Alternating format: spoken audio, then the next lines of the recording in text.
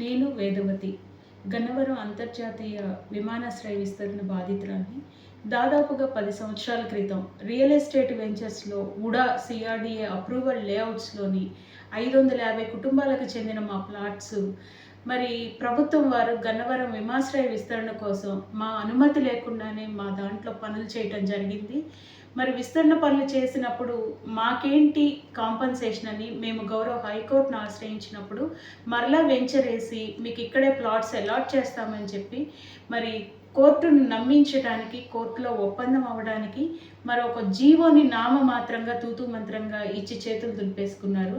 కానీ అప్పటి నుంచి మళ్ళీ మా గోడు పట్టించుకునే వాళ్ళు కరువయ్యారు. అసలు ఎందుకు ఇంత నిర్లక్ష్యం మేమంటే అని అన్నప్పుడు కేవలం ఇక్కడ జరిగిన స్కామ్లే దీనికి కారణం. అవునండి, అక్షరాల 100 కోట్ల స్కామ్.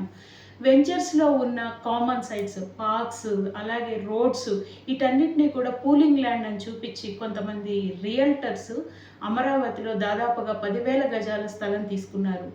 రియల్టర్స్ అదేవిధంగా అధికార పార్టీ వారు, అదేవిధంగా రెవెన్యూ డిపార్ట్మెంట్ వారు, సిఆర్డిఏ వాళ్ళు కొలైడ్ అయ్యి మరి పెద్ద స్కాములు చేయటం జరిగింది. అందుకే మేము మరలా కోర్టుకు వెళ్ళినప్పుడు గౌరవ హైకోర్టు వారు మరి దీని మీద స్టే విధించడం జరిగింది. అదేవిధంగా సిఆర్డిఏ కమిషనర్కి ఈ విధంగా వెంచర్స్లో తీసుకున్న వారికి అమరావతిలో ప్లాట్లు అలాట్ చేయొద్దు, రిజిస్టర్ చేయొద్దు అని చెప్పి ఆర్డర్స్ ఇవ్వడం జరిగింది. అయినా సరే మా బాధలను పట్టించుకునే వాళ్ళే లేరు. అధికారుల తీరులో మార్పు రాలేదు.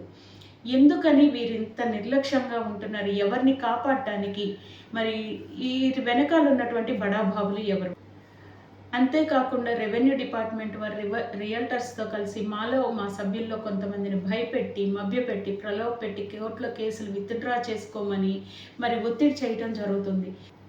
కనీసం ప్రభుత్వం ఇప్పటికైనా వారిని అడ్డుకొని కళ్ళు తెరిచి బాధితులమైన మాకు న్యాయం చేయటం, మా ప్లాట్స్ మాకు మరలా వెంచరేసి అప్పగించడం, అదేవిధంగా ఈ స్కామర్స్ ఎవరైతే ఉన్నారో వాళ్ళందరినీ కూడా న్యాయస్థానాల్లో నిలబెట్టి సరైన న్యాయం చేయాలని మనవి చేస్తున్నాం.